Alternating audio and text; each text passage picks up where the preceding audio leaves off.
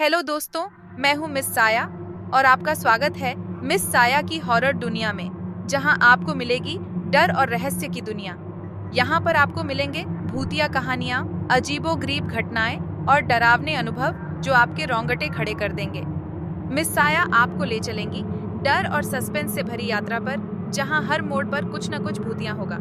Actually मैं खुद भी हॉरर स्टोरीज की बहुत बड़ी फैन हूँ। बचपन से ही मैं हॉरर स्टोरीज सुनते आ रही हूँ, तो सोचा जो मैंने सुना और अनुभव करा है YouTube के माध्यम से आप लोगों के साथ भी शेयर की जाए।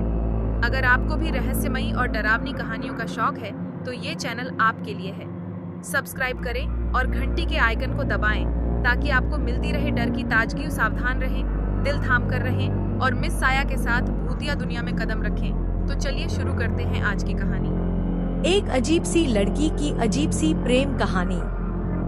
फुलवा, जी हाँ, यही तो नाम था उस लड़की का। 16 वर्ष की फुलवा अपने माँ बाप की इकलौती संतान थी। उसके माँ बाप उसका बहुत ही ख्याल रखते थे और उसकी हर मांग पूरी करते थे। अरे, यहाँ तक कि हमारे गाँवजवार के बड़े बुजुर्ग बताते हैं कि गांव क्या, पूरे जवार में सबसे पहले साइकिल फुलवा के घर पर ही खरीद कर आई थी। उस साइकिल को देखने के लिए गाँवजवार टूट पड़ा था। फुलवा उस समय उस साइकिल को लंगड़ी चलाते हुए गढ़ी, खेत खलिहान सब घूम आती थी।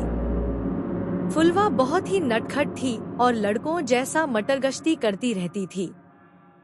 वह लड़कों के साथ कबड्डी, चिक्का आदि खेलने में भी आगे रहती थी। एक बार कबड्डी खेलते समय गलगोधी करने को लेकर झगड़ा हो गया। अरे, देखने वाले तो बताते हैं कि फुलवा ने विपक्षी टीम के लड़कों को दौड़ा दौड़ा कर मारा था, पानी पिला पिला कर मारा था। किसी के दांत से खून निकल रहा था तो कोई चिल्लाते हुए अपने घर की ओर भाग रहा था।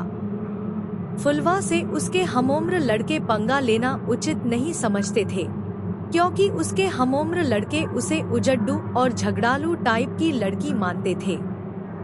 कोई उससे मुंह लगना पसंद नहीं करता था। हाँ, यह अलग बात थी कि सभी लड़के उससे डरते थे। मई का महीना था, कड़ाके की गर्मी पड़ रही थी। फुलवा खरखर दोपहरिया में अपनी साइकिल उठाई और गांव से बाहर अपने बगीचे की ओर चल दी। उसका बगीचा धोबरिया गढ़ी के किनारे था। इस बगीचे में आम और महुए के पेड़ों की अधिकता थी। यह बगीचा गांव से लगभग 1 किलोमीटर की दूरी पर था। बगीचे में पहुंचकर पहले तो फुलवा खूब साइकिल हनहनाई, पूरे बगीचे में दौड़ाई और पसीने से तरबतर हो गई। उसने बगीचे के बीचों बीच एक मोटे आम के पेड़ के नीचे साइकिल खड़ी की और अपने दुपट्टे से चेहरे का पसीना पोंछने लगी। सीना पोंछने के बाद पता नहीं फुलवा को क्या सूझा कि वह उसी पेड़ के नीचे अपना दुपट्टा बिछाकर उस पर लेट गई। बगीचे में लेटे-लेटे ही फुलवा का मनपंछी उड़ने लगा।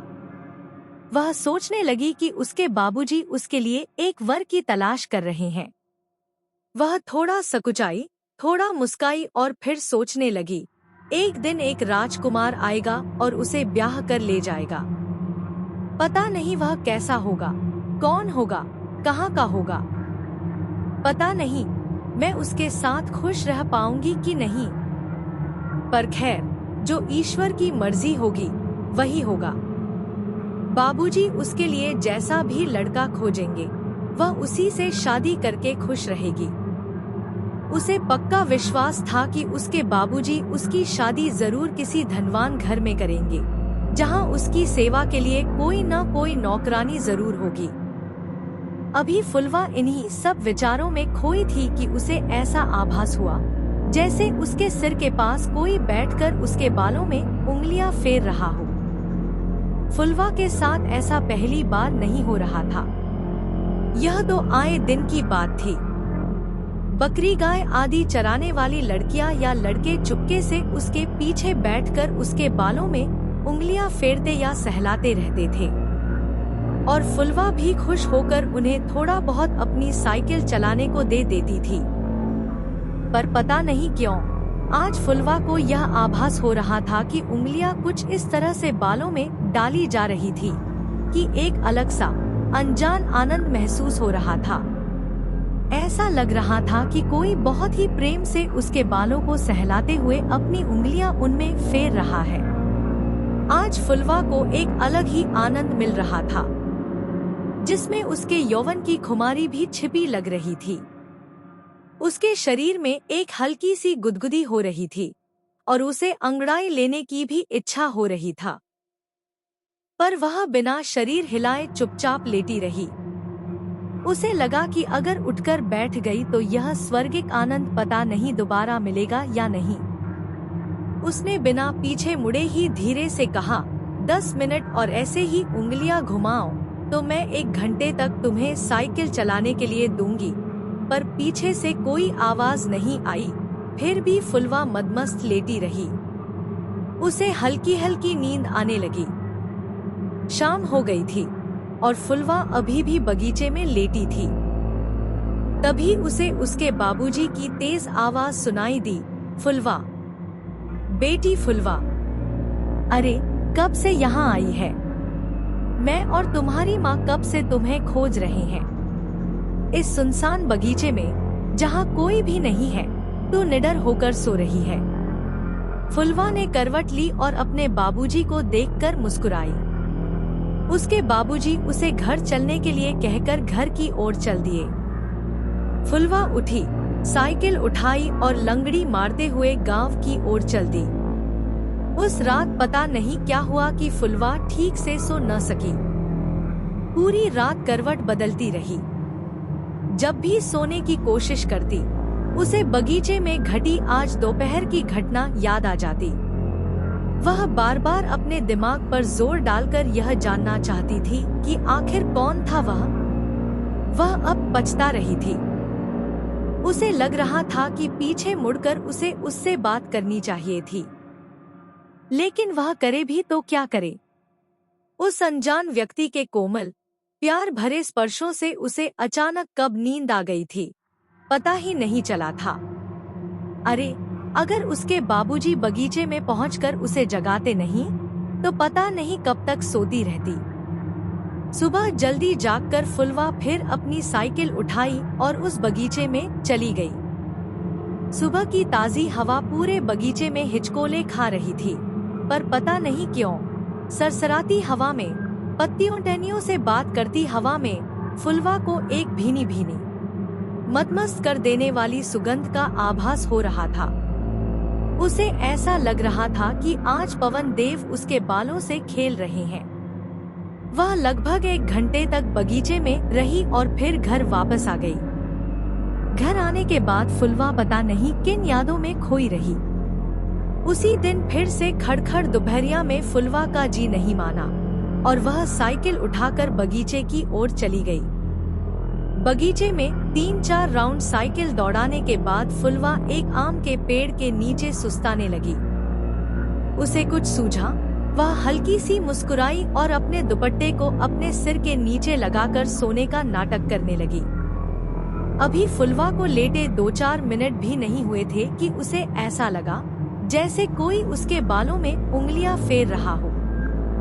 वह कुछ बोली नहीं, पर धीरे धीरे अपना हाथ अपने सिर पर ले गई। वह उन उंगलियों को पकड़ना चाहती थी जो उसके बालों में घुसकर उनसे खेलते हुए उसे एक सुखद आनंद की अनुभूति करा रही थी। पर जैसे ही उसने अपना हाथ अपने सिर पर ले गई, वहां उसे कुछ नहीं मिला, पर ऐसा लग रहा था कि अभी भी कुछ उंगलियां उसके बालों से खेल रही हैं। फुलवा को बहुत ही अचंभा हुआ और वह तुरंत उठकर बैठ गई। पीछे सिर घुमाकर देखा तो गजब हो गया, पीछे कोई नहीं था। उसे लगा कि शायद जो भी था वह इस पेड़ के पीछे छिप गया हो। पर फिर उसके मन में एक बात आई कि जब उसने अपना हाथ सिर पर ले गई थी तो वहाँ कुछ नहीं मिला था, फिर भी बालों में उंगलियों के सुखद स्पर्श कैसे लग रहे थे। खैर, वह उठकर खड़ी हो गई और पेड़ के पीछे चली गई, पर वहाँ भी कोई नहीं था। अब वह बगीचे में आसपास दौड़ लगाई, पर कोई नहीं दिखा। फिर वह अपनी साइकिल के पास आई और तेजी से चलाते हुए गांव की ओर भागी। उसे डर तो नहीं लग रहा था, पर कहीं न कहीं एक रोमांचित अवस्था जरूर बन गई, जिससे उसके रोंगटे खड़े हो गए थे। आज की रात फिर फुलवा सो न सकी। आजकल उसे अपने आप में बहुत सारे परिवर्तन नजर आ रहे थे। उसे ऐसा लगने लगा था कि वह अब विवाह योग्य हो गई है। वह बार बार शीशे में अपना चेहरा भी देखती। अब उसमें थोड़ा शर्माने के गुण भी आ गए थे। बिना बात के ही कुछ याद करके उसके चेहरे पर एक हल्की मुस्कान फैल जाती। पता नहीं क्यों उसे लगने लगा था कि उसके बालों से खेलने वाला कोई उसके गांव का नहीं, अपितु कोई दूसरा सुंदर युवा है, जो प्यार से वशीभूत होकर उसके पास खींचा चला आता है और चुपके से उसके बालों से खेलने लगता है। फिर उसके दिमाग में कौंधा की जो भी है, वह बहुत शर्मीला और साथ ही फुर्तीला भी है, क्योंकि पता नहीं कहाँ छूमंतर हो गया कि दिखा ही नहीं। फुलवा के दिमाग में बहुत सारी बातें दौड़ रही थी, पर सब सुखद एहसास से भरी, रोमांचित करने वाली ही थी। अब तो जब तक फुलवा अपने बगीचे में जाकर 1 से 2 घंटे लेट नहीं लेती, तब तक उसका जी ही नहीं भरता। फुलवा का अब प्रतिदिन बगीचे में जाना और एक अलौकिक प्रेम की ओर कदम बढ़ाना शुरू हुआ। एक ऐसा अनजाना, नासमझ प्रेम जो फुलवा के हृदय में हिचकोले ले रहा था। वह पूरी तरह से अनजान थी इस प्रेम से, फिर भी हो गई थी इस प्रेम की दीवानी। पहली बार प्रेम के इस अनजाने एहसास ने उसके हृदय को गुदगुदाया था, एक स्वर्गिक आनंद को उसके हृदय में उपजाया था। एक दिन सूर्य डूबने को थे। चरवाहे अपने गाय भैंस बकरियों को हाँकते हुए गांव की ओर चल दिए थे। अंधेरा छाने लगा था। ऐसे समय में फुलवा को पता नहीं क्या सूझा कि वह अपनी साइकिल उठाई और बगीचे की ओर चली गई। आज उसने बगीचे में पहुंचकर साइकिल को एक जगह खड़ा कर खुद ही पास में खड़ी हो गई। उसे कुछ सूझ नहीं रहा था। उसे पता नहीं क्यों ऐसा लग रहा था कि कोई तो है जो अभी उसे उस बगीचे में बुलाया, और वह भी अपने आप को रोक न सकी और खींचते हुए इस बगीचे की ओर चली आई। 2 से 4 मिनट खड़ा रहने के बाद फुलवा थोड़ा तन गई। अपने सुकोमल हृदय को कठोर बनाकर बुदबुदाई, अगर यह कोई इंसान न होकर भूत निकला तो। खैर जो भी हो, मुझे पता नहीं क्यों इस रहस्यमय जीव से मुझे प्रेम हो गया है। भूत हो या कोई दैवी आत्मा, अब तो मैं इससे मिलकर ही रहूंगी। इंसान को अपना बनाता है। मैं अब इस दैवी आत्मा को अपना हमसफर बनाऊंगी। देखती हूँ इस अनजाने अनसमझे प्यार का परिणाम क्या होता है। अगर वह इंसान नहीं तो कौन है और किस दुनिया का रहने वाला है, कैसी है उसकी दुनिया।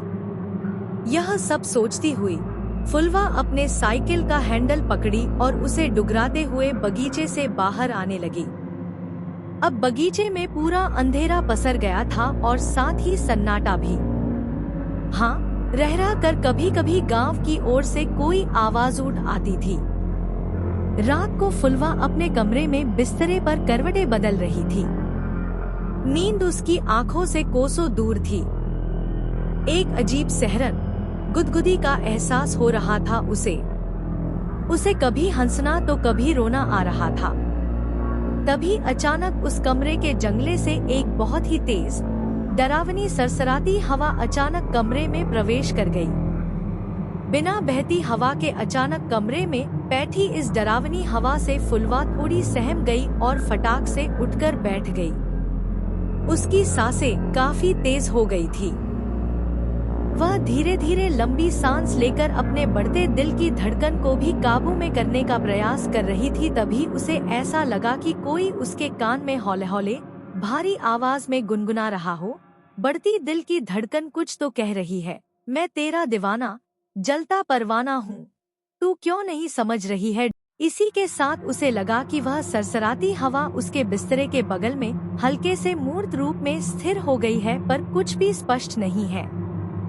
अचानक उसे लगा कि वही बगीचे में वाले सुकोमल हाथ फिर से उसके बालों के साथ खेलने लगे हैं, उसे एक चरम आनंद की अनुभूति करा रहे हैं।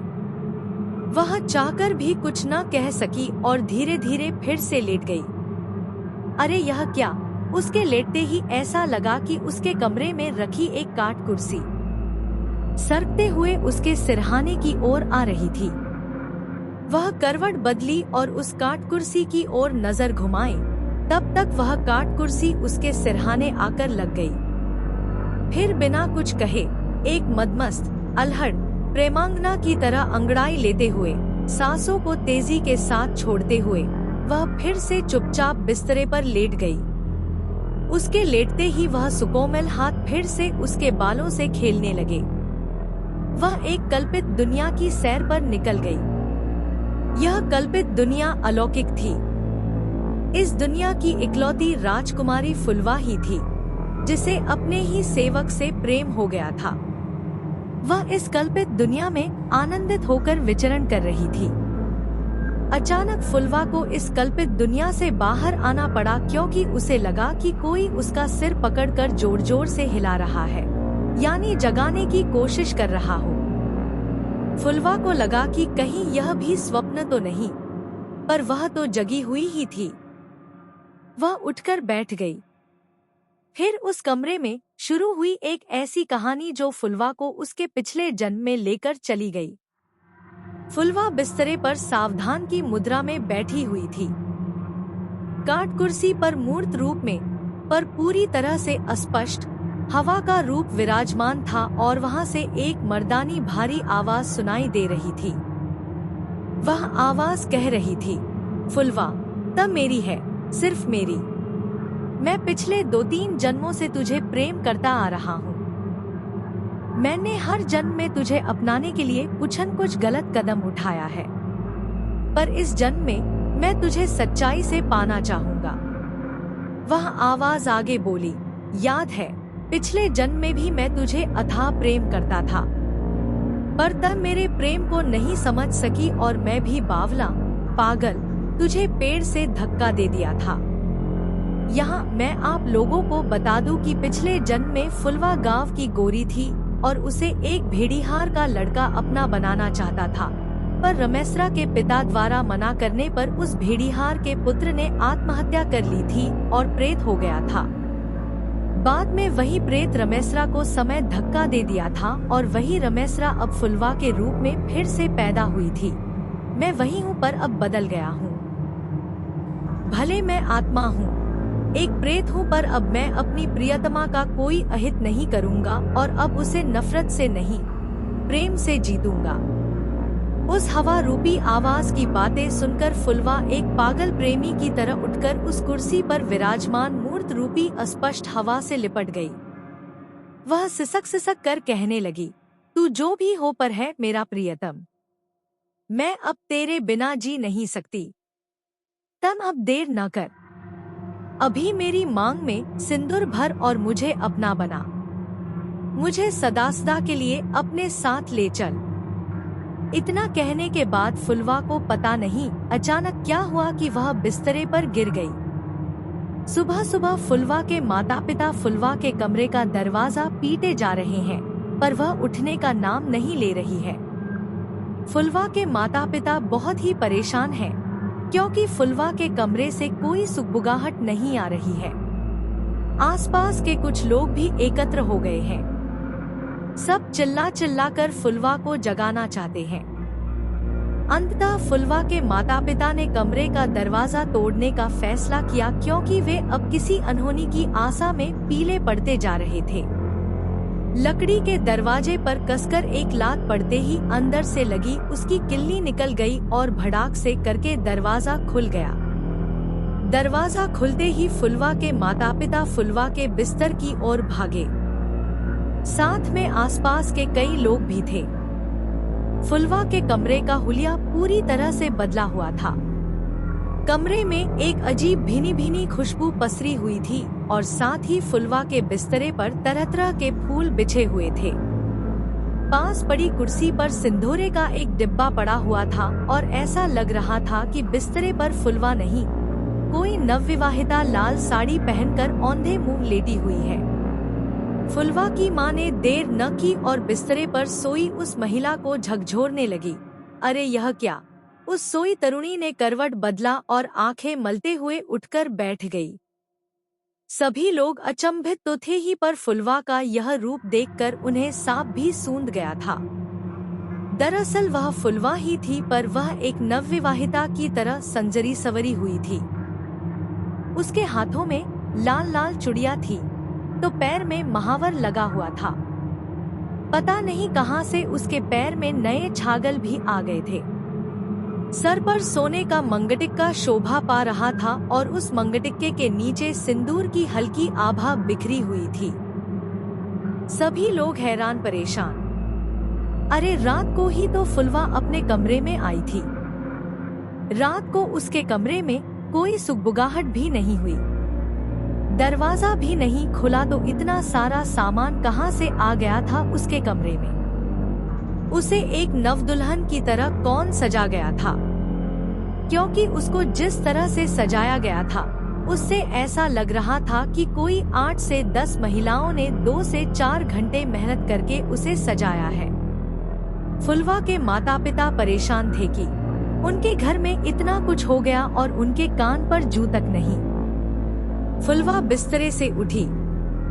उसके चेहरे पर हल्की सी मुस्कान थी। वह अपने कमरे में स्तब्ध खड़े लोगों, विशेषकर अपने पिता और माता की ओर देखने लगी। वह धीरे धीरे चलकर अपनी माँ के पास गई और उनके गले लग गई। उसने कहा, माँ, मैं अब विवाहिता हूँ। इसके बाद भी उसकी माँ कुछ बोल न सकी। सभी लोग आश्चर्य में डूबे थे। धीरे धीरे यह बात गांव, क्या पूरे जवार और जिले में फैल गई। लोग फुलवा के गांव की तरफ आते और सच्चाई जानने की कोशिश करते, पर गांव के लोगों की सुनी बातों पर अविश्वास से सिर हिलाते चले जाते। जी हाँ, उस रात उस प्रेत ने फुलवा से विवाह करके उसे सदा के लिए अपना बना लिया था।